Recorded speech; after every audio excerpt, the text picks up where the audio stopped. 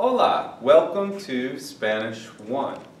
What we're going to do this year is the lessons that you usually see where I write everything on the board and you take notes and listen. We're going to do those at home.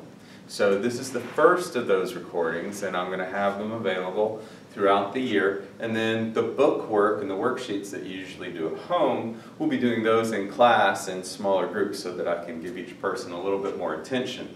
And we're going to start at the beginning, just like we would in a normal school year. And pages 2 through 5 deal with greetings. And greetings in Spanish are very similar to greetings in English. You say, hey, what's up? How's it going? What's happening?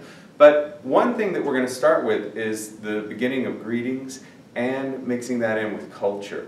And there are different ways to address a teacher depending on which Spanish-speaking country you are coming from. So for example, if you were in Spain, you would call me Senor, oops, and that's going to happen all year too. You would call me Senor West. And the abbreviation for Senor is capital S-R with a period, or S mayúscula, R punto. So Senor West or Senor West, that's what they do in Spain. Whereas if you go to Mexico, instead of Senor, they call the teacher Maestro. So you could call me Maestro or Maestro David. And even though that is my first name, it's completely appropriate and formal. That is the way that the teacher is addressed.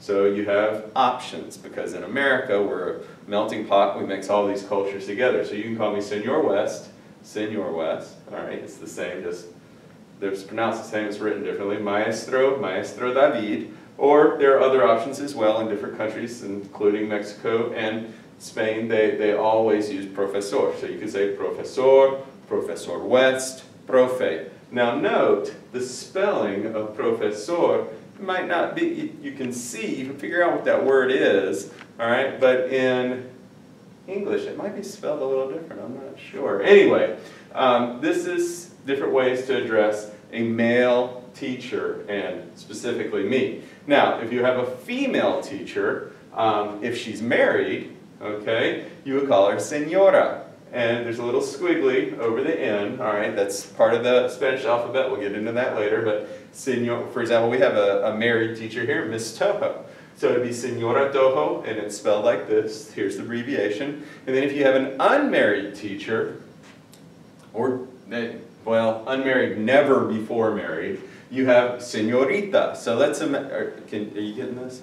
Okay, so you have Señorita. Let's imagine that there's one named Rivera. All of our teachers are married right now, but Señorita Rivera, or the abbreviation, it's similar to Señor, there's just a T in there for the Señorita, Señorita Rivera. So that's how you start by addressing the teacher. Okay? Any questions? No, that's the beauty of videos. You don't have to worry about questions, but you all can replay this as many times as you want, but that's the cultural aspect, and you can address me in that way. Thank you.